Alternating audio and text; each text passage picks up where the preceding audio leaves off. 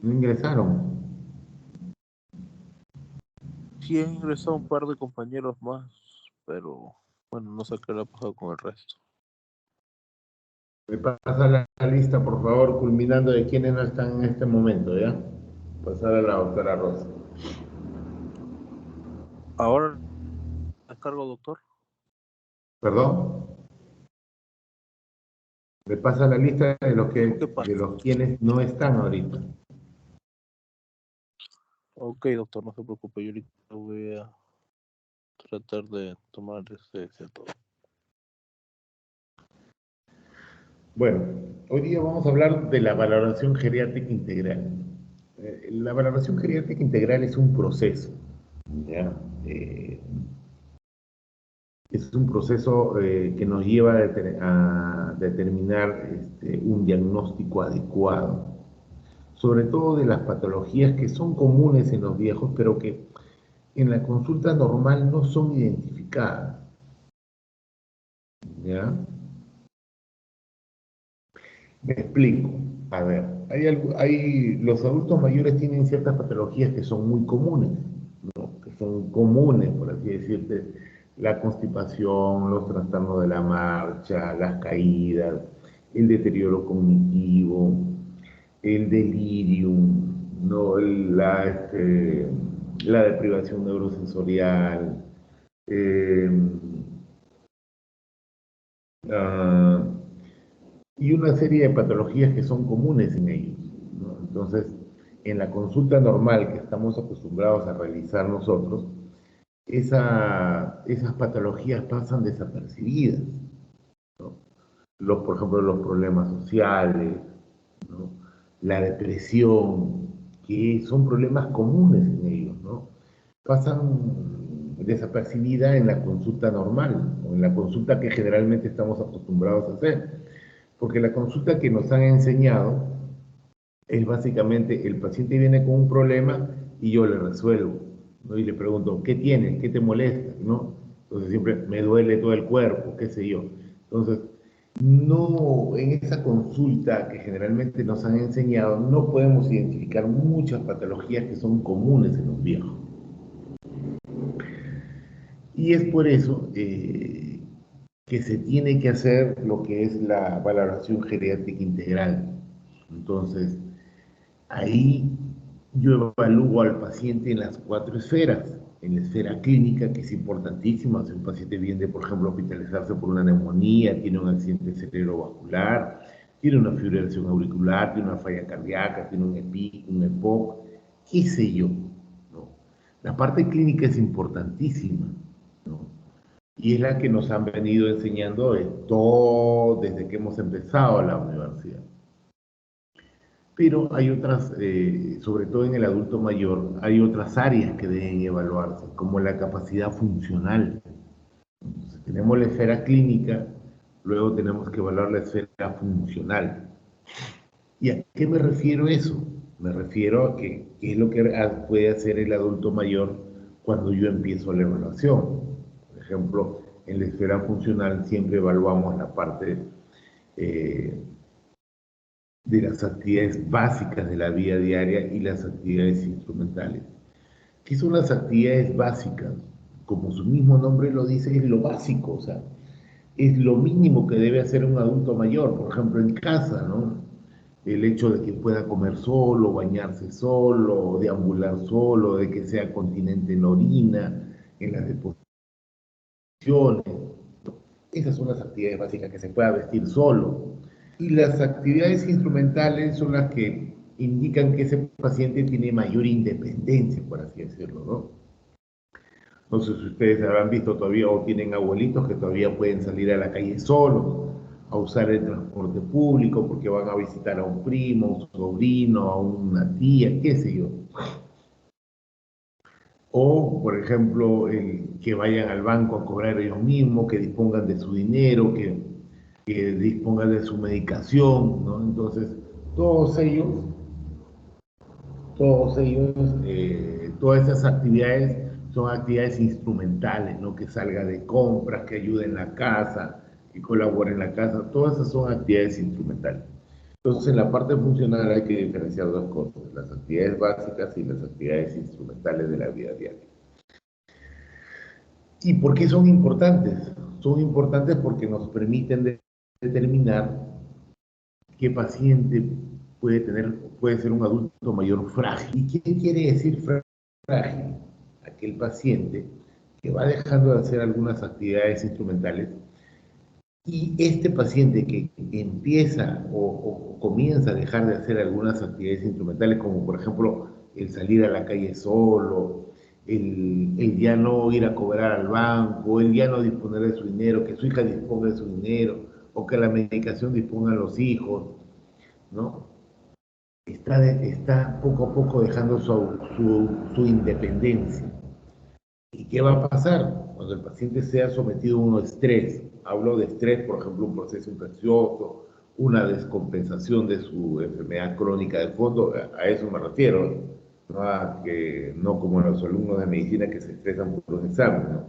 Me refiero a un estrés cuando hay una descompensación de una enfermedad crónica o cuando el paciente se va a hospitalizar por un proceso infeccioso. Entonces, ¿qué es lo que pasa?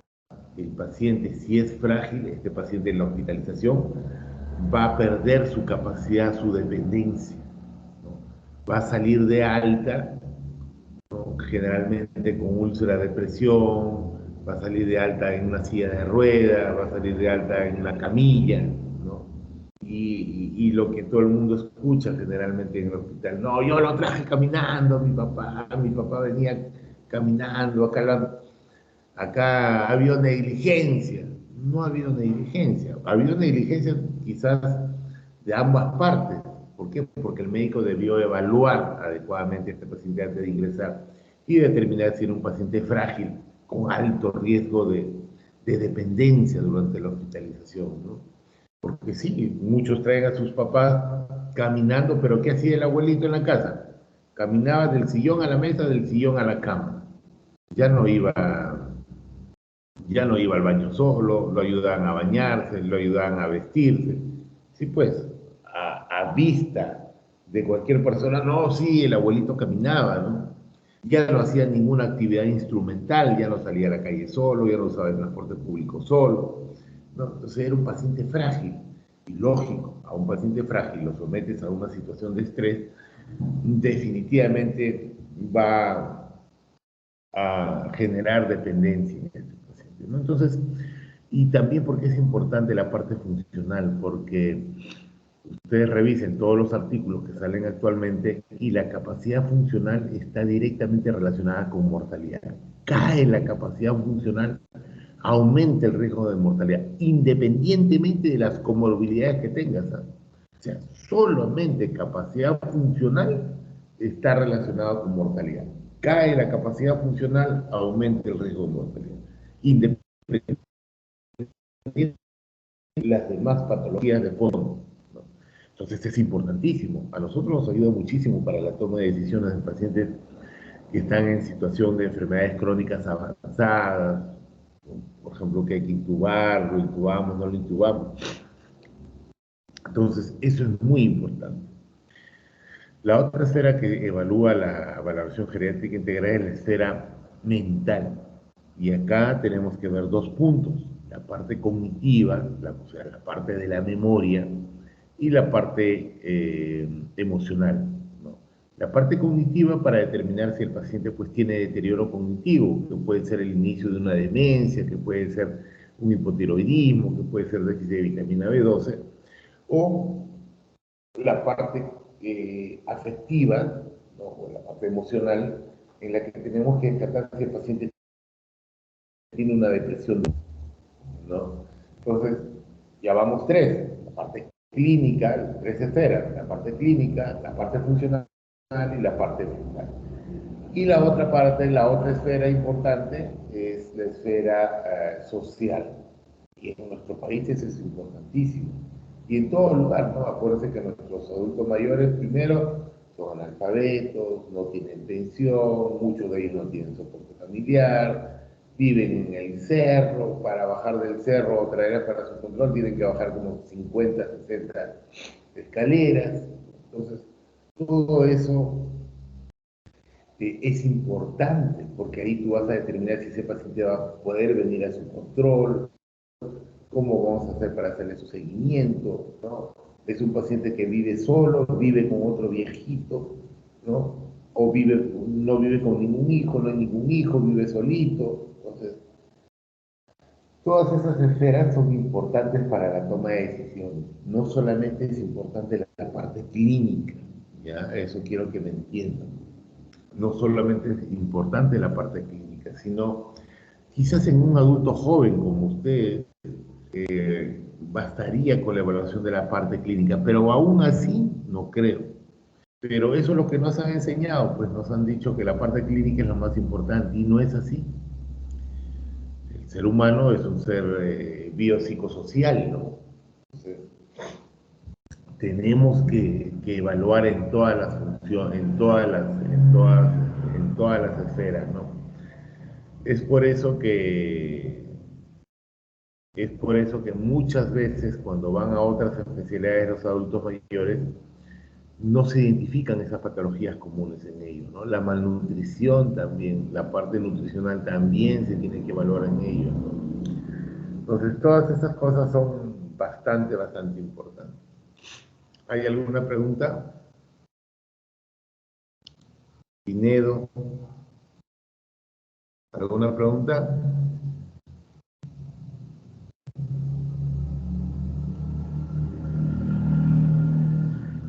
Pinedo,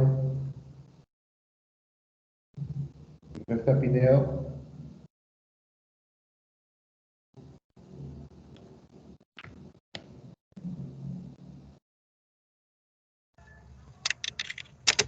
Presente, doctor. ¿Pinedo o no está Pinedo? Sí, doctor, presente. ¿Me escucha? ¿Aló? Presente, doctor. Mi ¿Hola? micro parece encendido, pero creo que no me está escuchando.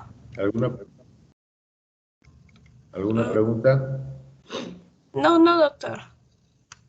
Está claro. Luz.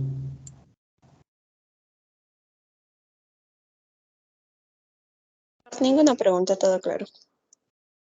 ¿Se ha entendido? ¿De verdad o no se ha entendido nada?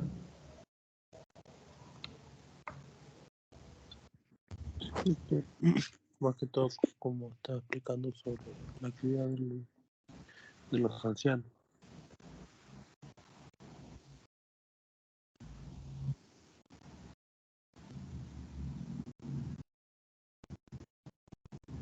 ¿Alguien habló?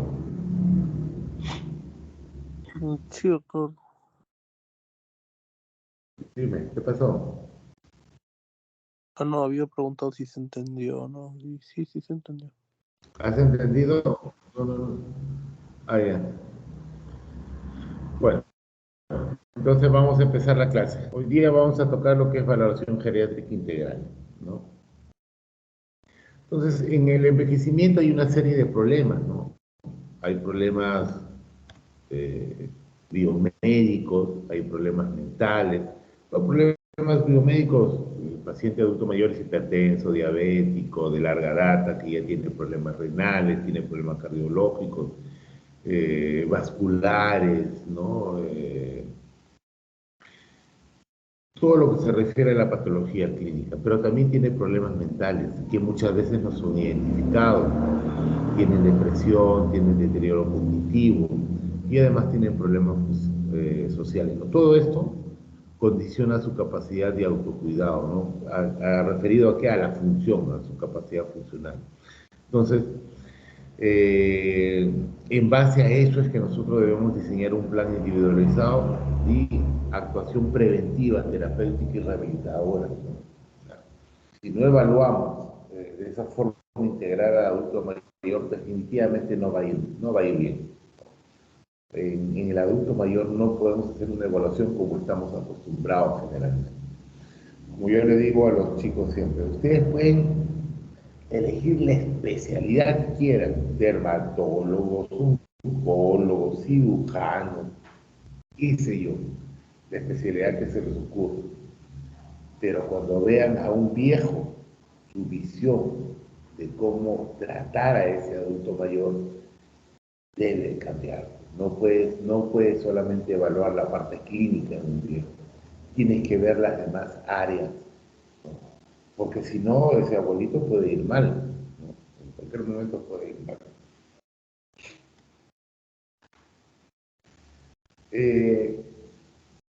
Como les decía, hay necesidades no evaluadas en el adulto mayor, ¿no? Hay alta prevalencia en el anciano de necesidades y problemas no diagnosticados. No diagnosticados en la evaluación clínica que generalmente nos han enseñado, ¿no? Solamente vemos una sola esfera y no vemos las demás esferas.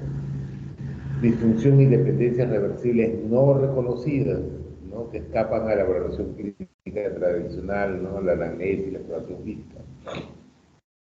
Entonces, por estos motivos, el adulto mayor requiere una evaluación especial, y esa evaluación especial se llama valoración geriátrica integral, más conocido como BGI. ¿Ya? El BGI es un procedimiento, así como por ejemplo, el gastroenterólogo necesita hacer una endoscopía, una colonoscopía, para poder identificar o diagnosticar o hacer una biopsia y aclarar el diagnóstico igualito. El BGI es un procedimiento que nos ayuda a identificar, a afinar el diagnóstico en el adulto mayor, ¿no? Es igual que el gastroenterólogo tiene la endoscopía, que el otorrino tiene sus endoscopios nasales, ¿no? Igualito, es un procedimiento, ¿no? Es como cualquier otra especialidad que tiene un procedimiento, ¿no? Y este procedimiento para nosotros se llama BGI. Esto es para ver la tipología de los ancianos, ¿no? Lo que quiero que ustedes vean es que muchos nosotros trabajamos con lo que son las actividades instrumentales y las actividades básicas, ¿no?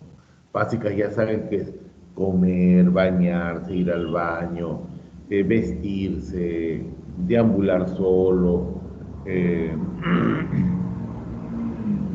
que sea continente en la orina, subir escaleras, ¿no? Todas son actividades básicas de la vida diaria, ¿no?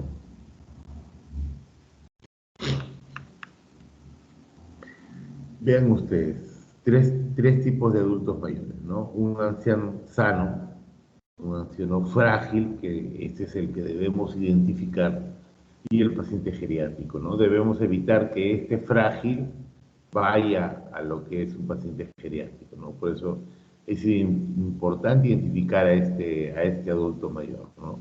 Para poder intervenir, pues, ¿no? Hay que intervenir, prevenir, ¿no? Para que este adulto mayor no vaya a la dependencia, ¿no? Entonces, un anciano sano, generalmente el 70% de los adultos mayores, sano entre comillas, ¿eh? Bueno, él puede tener una serie de enfermedades crónicas, ¿no? El anciano frágil, el 20%, y el 5% de adultos geriátricos, ¿no? Pacientes geriátricos. El adulto sano, edad avanzada y ausencia de enfermedad objetivable, ¿no? En el adulto frágil es un paciente de edad avanzada y alguna enfermedad u otra condición que se mantiene compensada, en equilibrio con el entorno, ¿no?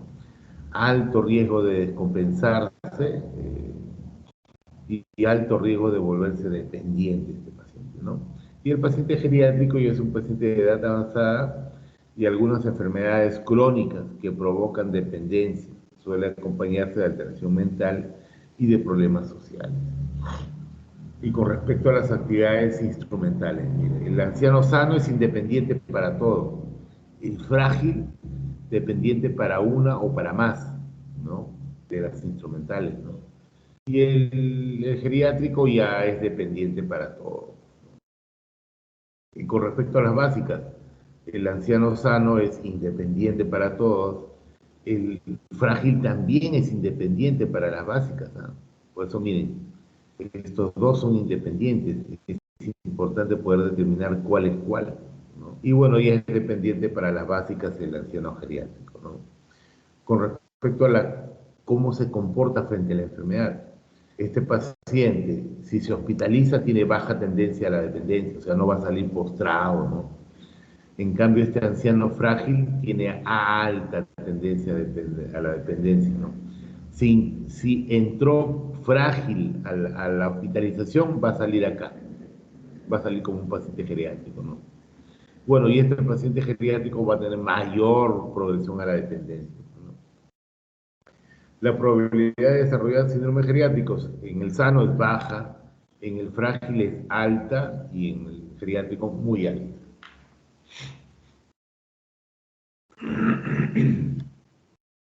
¿No? Prevención del deterioro, ¿no? Generalmente nosotros identificamos a los pacientes cuando ya hay un problema, ¿no? Cuando hay un problema. La idea es determinar primero a este paciente frágil, ¿no? Para evitar la incapacidad y la invalidez, ¿no? O sea, nuestra intervención tiene que estar acá, en la fragilidad, en la identificación de la fragilidad. ¿Y qué es la fragilidad? La fragilidad es en términos generales, es que el paciente va perdiendo capacidades funcionales. Entonces, ¿en qué se traduce eso? En términos generales, básicamente es la pérdida de masa muscular. Si yo pierdo masa muscular, pierdo fuerza muscular. Entonces, el anciano se vuelve más vulnerable, ya no puede hacer ciertas actividades, ¿no? Entonces, en simples palabras, el anciano o sea, fragilidad es igual a pérdida de masa muscular. En simples palabras. Y te conlleva todos los problemas que trae que el paciente pierda masa muscular. Al anciano frágil, vejez. Entonces, ¿qué es la valoración geriátrica? Es un proceso diagnóstico, es multidimensional. Multidimensional, ¿por qué? Porque se requiere el apoyo de las demás especialidades, psiquiatría, medicina física y rehabilitación, ¿no? Otorrino. Por eso es multidimensional. Interdisciplinario, ¿por qué? Porque tiene que ver una comunicación formal, fluida con estas demás especialidades, ¿no?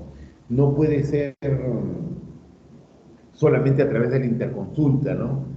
Es muy distinto a que nos sentemos a conversar con este colega sobre el paciente, ¿no? Y te diga todos sus puntos de vista, no solamente desde el punto de vista de lo que escribió en la interconsulta, ¿no? Por eso es interdisciplinario. ¿Y con qué fin? Para cuantificar sus capacidades y sus problemas, ¿no? Y poder planificar un tratamiento y un seguimiento continuo, ¿no? ¿Cuáles son los objetivos de la evaluación geriátrica integral? Primero, mejorar la exactitud diagnóstica en base a un diagnóstico cuádruple. Y ahí está lo que yo le decía, ¿no? La parte clínica, la parte funcional, la parte mental y la parte social, ¿no? Que son las dos grandes esferas con las que uno tiene que evaluar a los adultos mayores. También descubrir problemas tratables no diagnosticados previamente, ¿no? Establecer un tratamiento cuádruple adecuado, racional a las necesidades del adulto mayor. También, ¿cuáles son los objetivos? Mejorar el estado funcional. O sea, si yo detecto que este paciente tiene trastorno de la marcha y riesgo de caída, tengo que intervenir a través de medicina física, terapia física, para que gane fuerza muscular, ¿no? Mejorar la calidad de vida también, conocer los recursos del paciente en su entorno sociofamiliar también es importante, ¿no? Situar al paciente en el nivel médico y social más adecuado a sus necesidades, ¿no? Evitando siempre que sea posible la dependencia. Con ello reducir el número de ingresos hospitalarios e institucionalizaciones, ¿no? Y disminuir, por ende, la mortalidad. ¿En qué nivel puedo ¿En qué nivel puedo realizar el BGI? ¿En qué nivel? En todos los niveles. No hay ningún nivel que no pueda realizarlo. Puedo realizarlo en la comunidad, en los centros asistenciales de primer nivel, puedo hacerlo en los hospitales, puedo hacerlo en los nursing home, ¿no? Bueno, los nursing home para los americanos pues es como una casa de reposo, ¿no? Pero no como las casas de reposo que tenemos en nuestro país, ¿no? ¿Ya? Entonces, a cualquier nivel asistencial yo puedo realizar el BGI.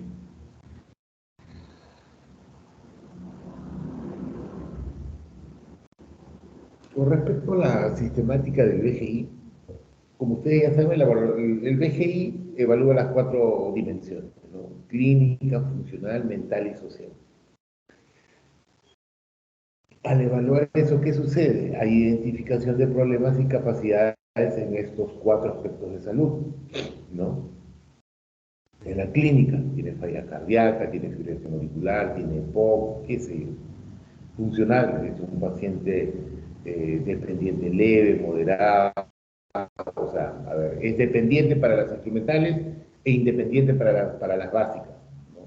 Mental, tiene deterioro cognitivo, probablemente tenga una demencia. Social, tiene riesgo social alto, vive solo o vive con otro adulto mayor. O sea, hay varios diagnósticos que tenemos que sacar de ahí, ¿no?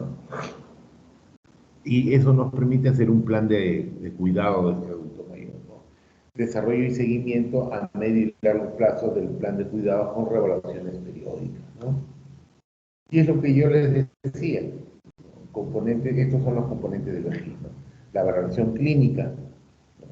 La valoración funcional, la valoración mental y social. Vamos a ver rápidamente lo que es la valoración clínica. ¿Cuáles son los elementos de la evaluación clínica? Eso ustedes ya lo conocen en demasía. Ustedes, desde el primer año, nosotros alucinamos con la parte clínica, ¿no? Y nos olvidamos las otras partes que son importantísimas. Primero es que hay un conocimiento de la medicina geriátrica. El adulto mayor no se comporta.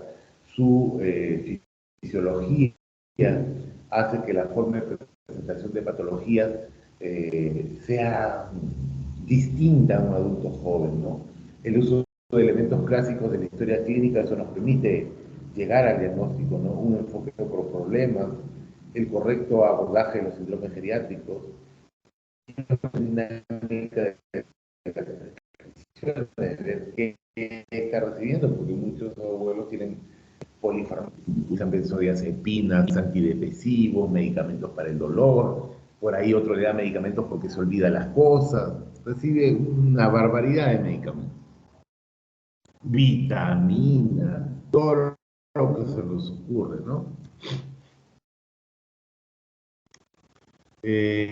Con respecto a la valoración clínica del paciente anciano, tiene características la presentación de las enfermedades en el adulto mayor. Por ejemplo, es pluripatológico, es hipertenso, es diabético, es dislipidémico, tiene falla cardíaca, ya tiene problema renal. No viene por una sola patología, ¿no? Es pluripatológico el adulto mayor. La clínica es atípica e inespecífica, hay cambios morfológicos y funcionales, hay repercusión funcional, mental y social, ahí es mucho más lento en la recuperación, hay mayor necesidad de la parte rehabilitadora, susceptibilidad y iatrogenia y negligencia, estamos más susceptibles, por así decirlo, a cometer errores con los viejos, porque hay algunos medicamentos que pueden, por ejemplo, los medicamentos que tienen acciones anticolinérgicas, pueden producir delirio, puede producir retención urinaria, y con mayor frecuencia y gravedad, o sea, puede haber con mayor frecuencia y gravedad de complicaciones, por ejemplo, ¿no? Hay que tener en cuenta también los déficits auditivos, visuales, ¿no? Ver también la colaboración de la familia, facilitar la comunicación y la confianza con el paciente y sobre todo con el entorno, ¿no? En el adulto mayor hay 2 componentes básicos, ¿no? El paciente mismo y la familia, ¿no? Así como en obstetricia hay el binomio madre-niño, acá es paciente-familia, ¿no? Acuérdense que muchos de ellos ya no son tan independientes, ¿no? Dependen de los hijos muchas veces. Los antecedentes personales también hay que ver, ¿no? Todo lo que ya hemos aprendido en una historia clínica normal, ¿no? La sintomatología es pobre y larvada, por ejemplo, en ello con frecuencia no existe síntomas o guía principal, achacan mucho de los síntomas de la vejez, ¿no? O sea, si el abuelito se olvida de las cosas, las demás especialidades o la familia o los vecinos dicen, está viejito, pues tiene derecho a olvidarse de las cosas, ¿no? Lo asumen como algo normal. O tiene una artrosis severa de rodilla y el abuelo se queja de dolor, es normal, pues está viejo, algo tiene que dolerle, ¿no? Entonces, pero no es así. como yo le digo a los chicos que pasan, ¿no? Lo único normal en un viejo es las canas y las arrugas. Todo el resto es patológico, excepto los cambios fisiológicos que se hagan. Olvidan con frecuencia los síntomas, hay una presentación atípica del cuadro, ¿no? Hay frecuentes alteraciones mentales, síndromes confusionales, ¿no? Como síntomas de afección orgánico, ¿no? Y bueno, esta es la anamnesis por aparato y sistema que ya todos nosotros conocemos y estamos acostumbrados a hacer, ¿no? No hay de más ahí para poder explicarles, ¿no? Y esto sí, estos son los síndromes geriátricos a los cuales nosotros tenemos que tratar de identificar en la valoración, ¿no? El deterioro cognitivo, que puede ser una demencia, o un hipotiroidismo, déficit de vitamina B12, hasta una encefalopatía hepática pueden confundirlo con un deterioro cognitivo, trastornos del ánimo, depresión, trastorno del sueño, insomnio, inmovilidad, encamamiento, inestabilidad, ¿no? En los problemas, por ejemplo, de la evaluación de la marcha, el equilibrio y el riesgo de caídas, muchas veces se han identificado pacientes con Parkinson antes de que empiece con los movimientos involuntarios, se ha identificado por el tipo de marcha, ¿no? Que es una marcha rígida del paciente, ¿no? Deprivación neurosensorial, malnutrición, iatrogenia, disfunciones sexuales en los adultos mayores. No crean que porque son viejitos ellos no tienen sexualidad, ¿no? También hay sexualidad en ellos. Pero la sexualidad en ellos es más,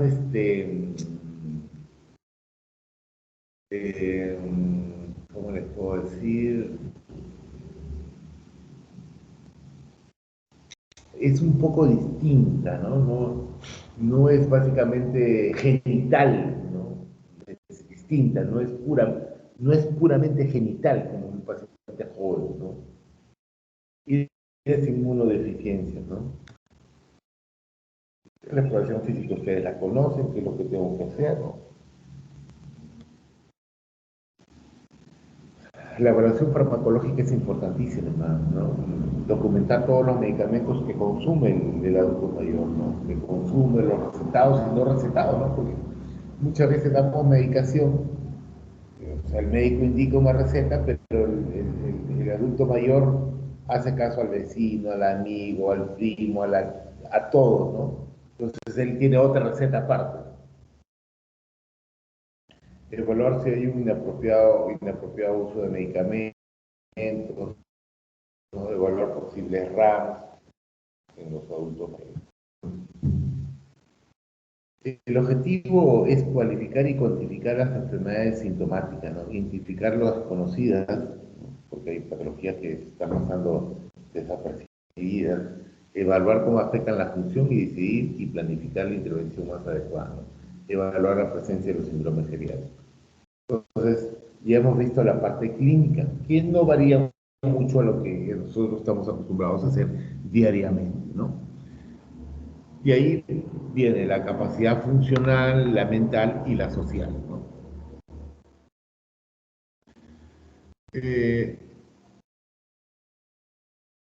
¿Cuál es el concepto de competencia funcional? ¿No? Es la función, es la capacidad para llevar a cabo por sí mismo una actividad, un proceso. Es la capacidad que el abuelito tiene para poder realizar sus cosas, ¿no? Y ahí tenemos que evaluar, como les dije, actividades básicas de la vida diaria, que ustedes ya saben que son el comer, el bañarse, ir al baño, el caminar, eso. Y las instrumentales, que generan mayor independencia, o sea, que yo pueda salir solo a la calle, usar el transporte público, usar mi dinero, todas esas cosas, ¿no? También el funcionamiento mental y emocional, que es importante, ¿no? También las relaciones con el entorno, con los demás y otras actividades, ¿no? Funcionamiento psicosocial, ¿no? Son las esferas que básicamente tenemos que evaluar, ¿no? Y la valoración de la capacidad funcional, el declive múltiple de órganos y sistemas, sobre todo, por ejemplo, falla cardíaca, falla pulmonar, músculos esqueléticos, te llevan a un deterioro de la función física. El hecho de que yo tenga una enfermedad crónica avanzada, por ejemplo, que tengo un EPOC, un EPIC avanzado, que camino 3, 4 pasos y me agito, eso me va a hacer que yo esté el mayor tiempo sentado, encamado, ¿no? Y un paciente que no se moviliza pierde masa muscular, y como dijimos, perder masa muscular es igual a fragilidad. Entonces, es un círculo vicioso esto, ¿no? Y al final me lleva a la dependencia.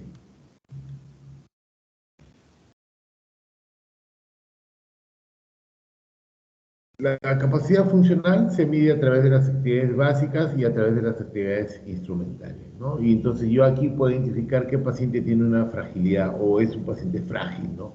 Acuérdense que basta que deje de hacer el adulto mayor más de una actividad instrumental y ese paciente es un paciente frágil.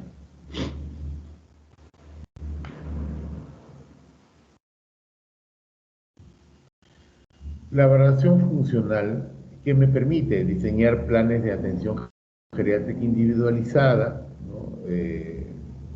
Predicción de mortalidad e incapacidad, como les dije, ¿no? Mayor riesgo de, disminuye la capacidad funcional, aumenta el riesgo de mortalidad, ¿no? La pesquisa de alteración del estado de salud con fines preventivos, el deterioro funcional está asociado a mayor mortalidad, institucionalización, hospitalización, incapacidad y utilización de los servicios sanitarios.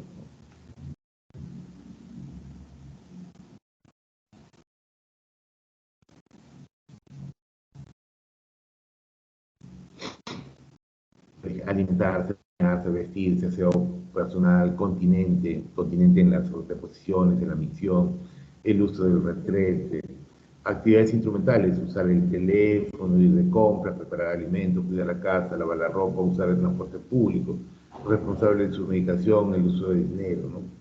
Y bueno, hay otras actividades más avanzadas, ¿no? Pero que generalmente hacemos esta evaluación básica, ¿no?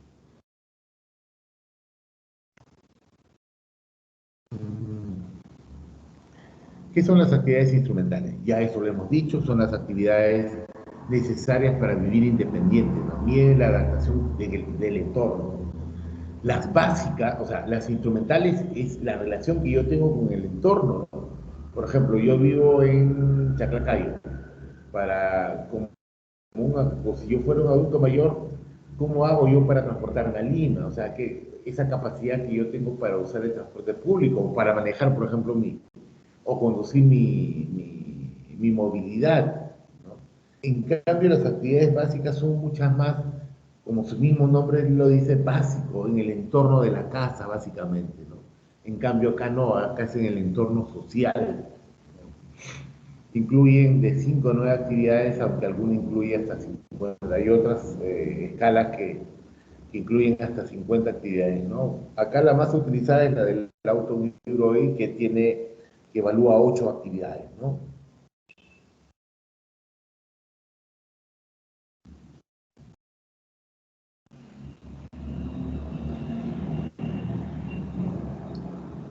Y acá tenemos las actividades básicas de la vida diaria, ¿no? Ya hemos visto las instrumentales, ahora vemos las actividades básicas de la vida diaria, ¿no? Aquí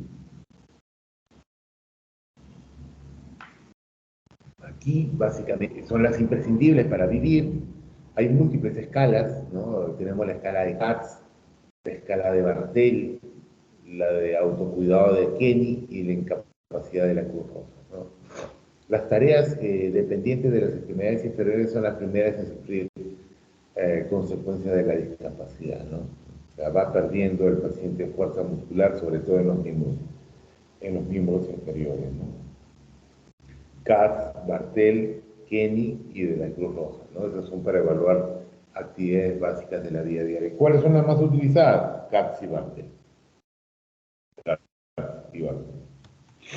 ¿Alguna pregunta hasta acá?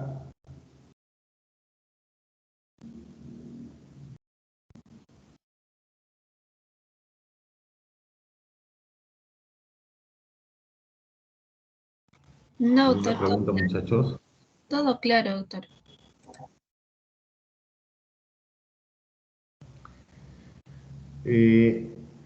La evaluación de las limitaciones funcionales, ¿no? Primero nos ayuda a una detección de discapacidad subclínica, porque, como les digo, en el BGI nosotros podemos identificar a las personas que tienen problemas en la marcha, en el equilibrio, el levantarse de la silla, el subir escaleras, o sus destrezas manuales que tienen, ¿no? Entonces, eso, identificar que un paciente tiene problema en la marcha, tendríamos que buscar qué es lo que está produciendo esos problemas en la marcha. El paciente claudica por dolor, tiene una artrosis en cadera, en rodilla, el paciente tiene una marcha rígida, no será un problema, no será, por ejemplo, un paciente que tenga una enfermedad degenerativa como Parkinson, que está ocasionando esa marcha rígida, ¿no?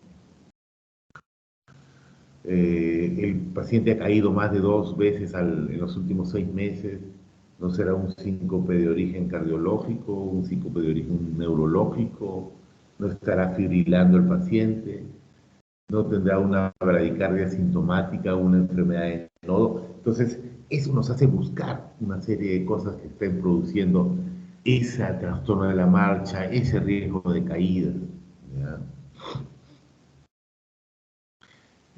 Hay mayor consumo del tiempo, la necesidad de equipos, espacios adecuados. Lógico, cuando yo hago una evaluación de este tipo, o sea, yo no puedo hacerlo en 15 minutos como quiere el Ministerio de Salud o como quiere mi hospital, que yo evalúo a un viejo, a un anciano en 15 minutos. En 15 minutos recién le estoy preguntando qué medicamento toma, porque el viejito no se acuerda. ¿Qué medicamento toma? No, dice, una amarillita, rojita, chiquita. ¿Qué medicamento será? Pues, entonces, muchas veces la gente que no hace una evaluación adecuada de estos pacientes, pues no tiene ni la más mínima idea cuánto tiempo demora en identificar todas estas cosas en el adulto mayor. Mínimo son 45 minutos que debemos atender a un paciente adulto mayor, ¿no? 45 minutos.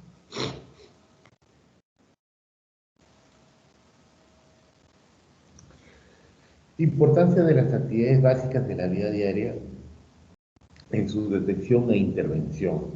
Por ejemplo, si yo detecto que tiene problemas en el baño, en el aseo, en el vestimento, en la alimentación, ¿cómo intervengo? Con terapia ocupacional. ¿Y quién lo determina qué actividades se tiene que hacer ahí? Es el médico rehabilitador. El médico rehabilitador indica qué terapias debe seguir. Si hay problemas en la movilidad, en la deambulación, en el uso de escaleras, fisioterapia, ¿no? Terapia física, lo conocemos, ¿no? Y si hay problemas en la continencia urinaria fecal, estudios y tratamientos, ¿no? ¿Por qué? Porque, a ver, tenemos adultos mayores que tienen hipertrofia prostática y orinan por rebosamiento, ¿no? Los viejitos se levantan, dicen, oh, esto es lo clásico, ¿eh? Hay abuelitos que cuando llegan a la consulta están tomando alprazolam, clonazepam, ¿no? ¿Pero por qué toman? No, doctor, es que mi papá no duerme bien, tiene insomnio en la noche. Y cuando comienzas a investigar, porque los problemas de insomnio pueden ser, por ejemplo, el que el paciente no pueda coger el sueño, ¿no? No pueda conciliar el sueño, se acuesta y el abuelo no puede dormir.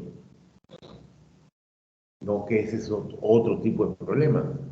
No, el abuelito, por ejemplo, sí, se acuesta, se queda jato, pero se levanta 3, 4 veces en la noche a orinar, ¿no? Se levanta a las 12 de la noche, a las 3 de la mañana, a las 4, a las 5. Se levanta 3, 4 veces a orinar. ¿Por qué? Porque el problema no es un insomnio, el problema es que tiene una hipertrofia prostática y orina por rebosamiento, ¿no? Y tiene que levantarse a orinar a cada rato. Pero eso no es un insomnio, ¿no? Lo otro, abuelitas que tienen distopias genitales, ¿no? Han tenido 3, 4 hijos y ahí pues pierde la arquitectura de la región genital, ¿no? Entonces orinan también por rebosamiento, ¿no? O tienen una vejiga neurogénica, son diabéticos. Entonces, ahí hay que hacer un estudio, ¿no? De todo esto, de por qué sucede esto, ¿no? No es solamente, no duerme bien en la noche, le doy clonazepam al prazolam y el abuelo va a continuar levantándose. Por ejemplo, si es una hipertrofia prostática, así le das clonazepam, alprazolam, lo que sea, igualito se va a levantar y se va a levantar con más riesgo que se caiga. ¿Por qué? Porque le has dado clonazepam, le has dado sertralina, le has dado mirtazapina. ¿no? Y el abuelo va a levantarse somnoliento y pluma al suelo y se fractura la cadera. Entonces, eso es lo que sucede muchas veces, ¿no? No hay una evaluación adecuada en el adulto mayor. Y ahora vamos a ver la función mental, ¿no? La función mental del adulto mayor. Entonces, ya hemos visto la evaluación clínica, ya hemos visto la evaluación funcional, y ahora vamos a ver la evaluación mental. Acá, como les dije, en la evaluación mental tenemos dos puntos muy importantes. El paciente determinar si tiene un deterioro cognitivo leve, moderado o severo, uno, o determinar si tiene algún trastorno del ánimo como depresión. Primero empecemos por el deterioro cognitivo. ¿Qué significa el deterioro cognitivo? Acuérdense que el deterioro cognitivo no es un diagnóstico.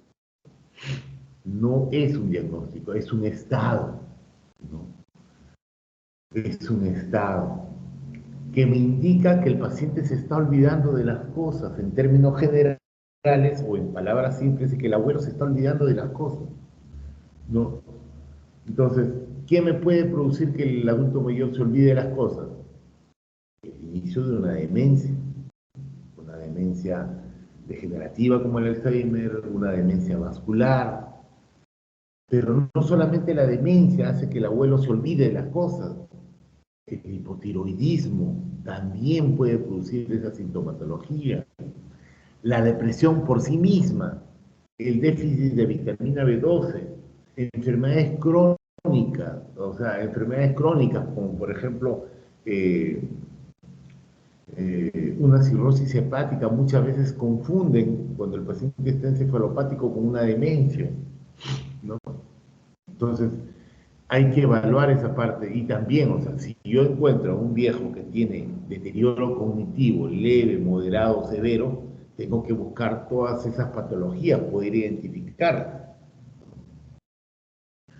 Eso es con respecto a la evaluación mental, la parte cognitiva. Y la parte afectiva quiere decir que tengo que identificar si ese paciente tiene un trastorno del ánimo, tiene depresión o tiene distimia, ¿no? ¿Y por qué puedo identificar eso? Si tiene riesgo o no de depresión. Con la escala Yesabach. Acuérdense que el Yesabach es una escala que fue creada exclusivamente para los adultos mayores para poder determinar si hay o no una depresión de fondo, ¿no?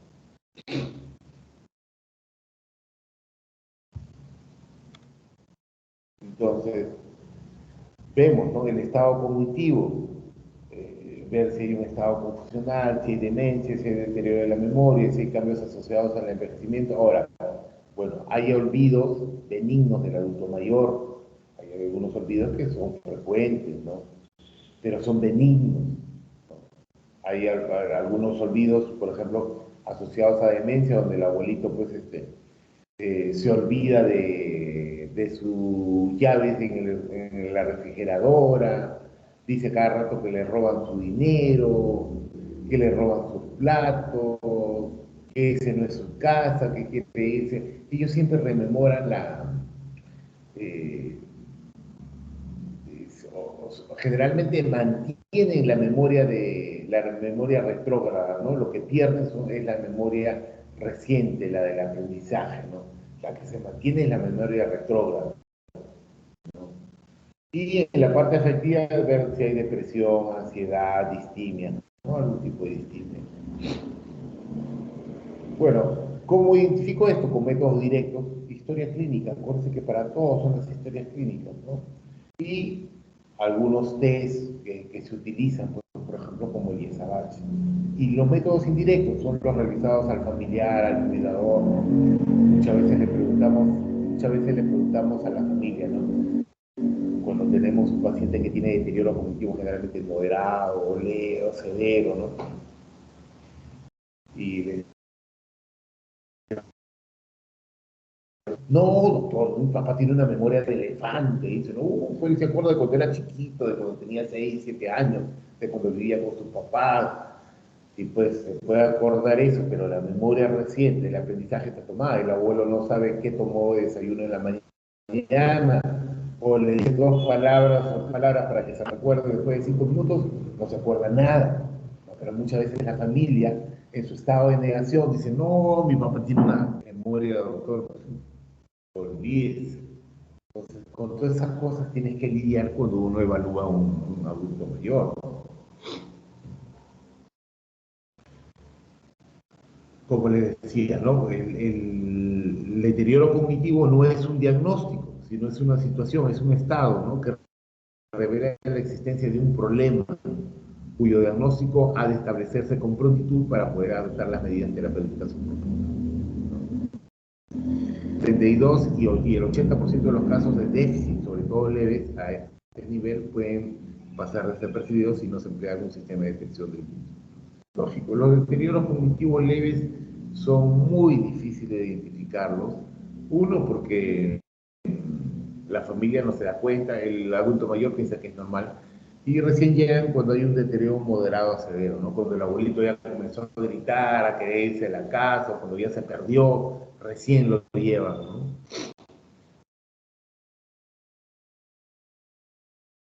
Aspectos a descartar en la entrevista neuropsicológica, bueno, ya eso es un poquito más ya del estudio del perfeccionismo del adulto mayor, ¿no?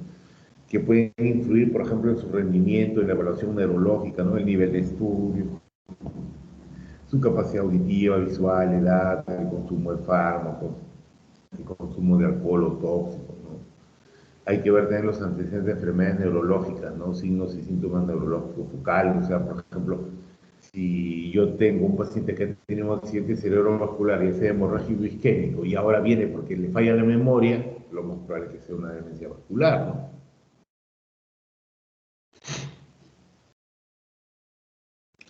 Hay muchas pruebas para evaluar si el paciente tiene o no deterioro cognitivo. Hay una infinidad de pruebas, ¿no? Hay una infinidad de pruebas.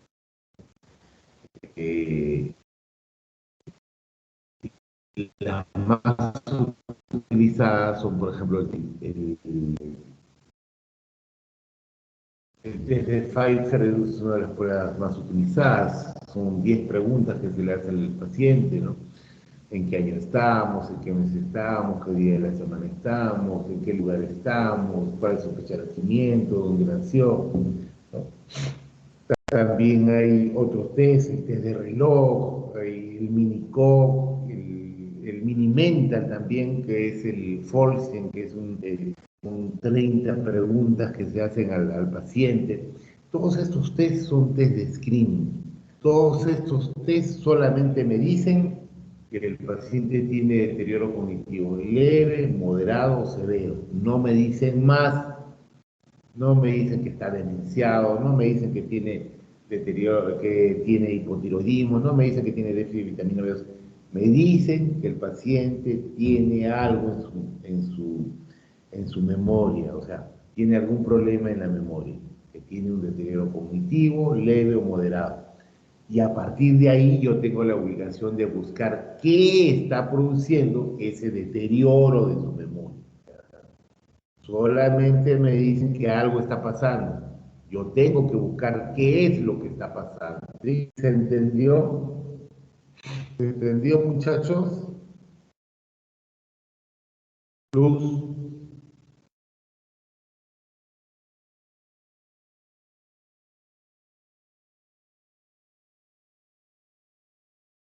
¿Se entendió? Estoy hablando solo. Sí, se entendió, doctor.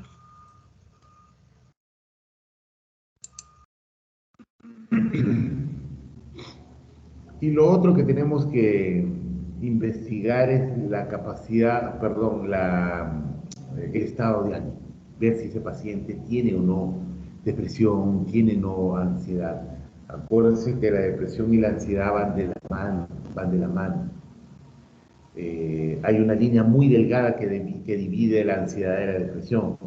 Y es tan delgada que imagínense, para la ansiedad y la depresión se da el mismo tratamiento, ¿no? Los antidepresivos, los IRS, los inhibidores de la recepción de la serotonina, los duales, es el mismo tratamiento, porque es una línea tan delgada entre la depresión y la ansiedad. Ya se determinó, bueno, el tratamiento para ambas es antidepresivo, ¿no?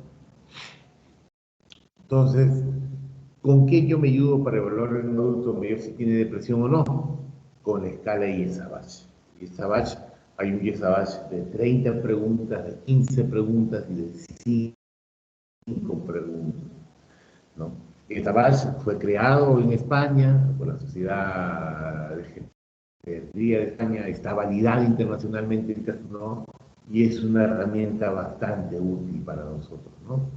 Es bastante útil. Este, por ejemplo, la Yesabash de 15 preguntas, ¿no? Este es el Yesabash de 15 preguntas.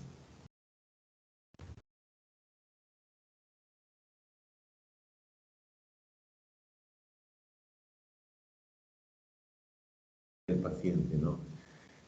Vamos a determinar si un paciente tiene riesgo social alto, no tiene riesgo social, tiene pensión, vive con la familia, vive solo, vive con otro viejito, vive en la punta del cerro, o vive.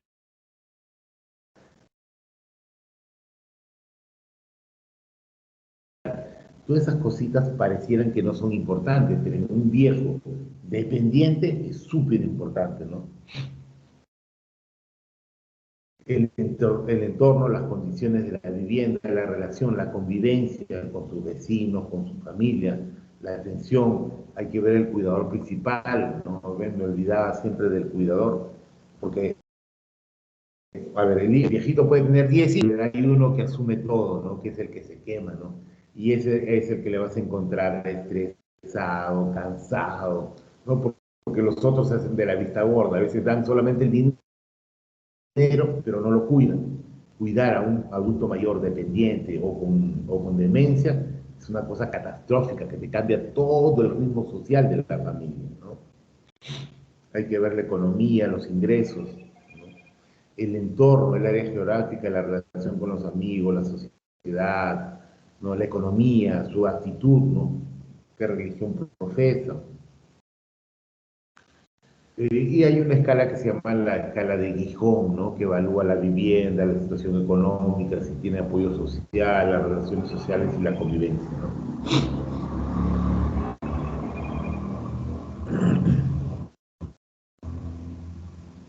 La doctora Rosa ya está mandando mensajes.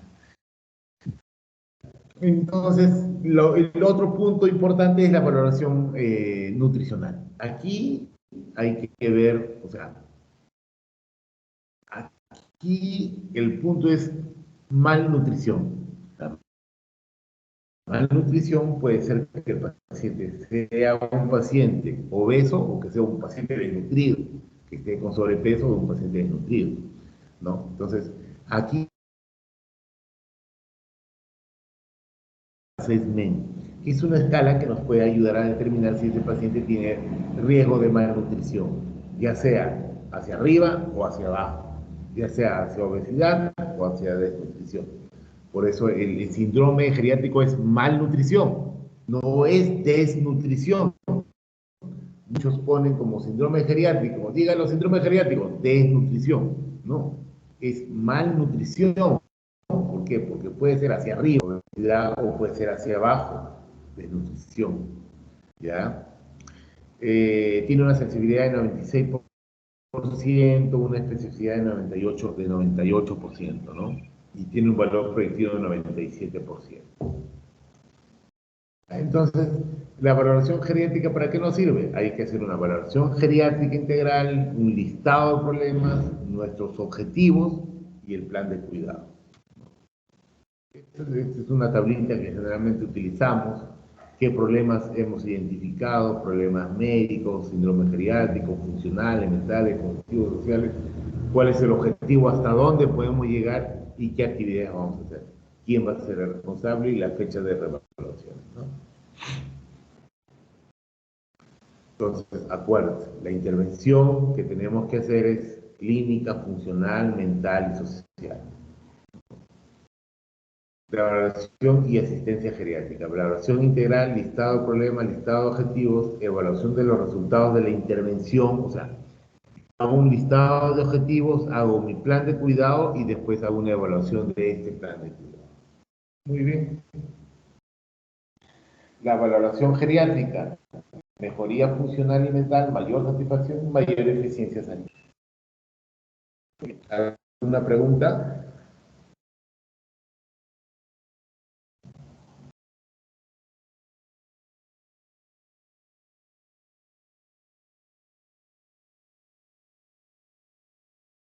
¿Alguna pregunta?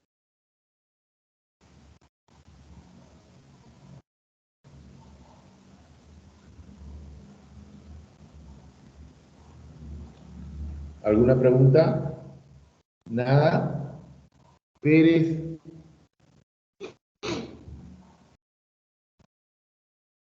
Todo claro, doctor. Ya. A ver. Entonces lo dejamos ahí porque la doctora está que me manda mensaje, ya me va a colgar la doctora Chimabucuro. A ver, Pérez, me envías ¿a cuál de los Pérez? Hay dos Pérez.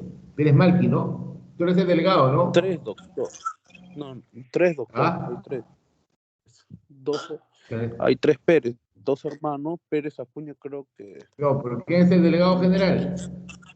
Ah, de la rotación soy yo, doctor. Pérez Malqui. Ya, por eso, pues contigo tengo que coordinar. Ya. Ya, me pasan la lista de los Está que no bien. estuvieron presentes, por favor. ¿Ah?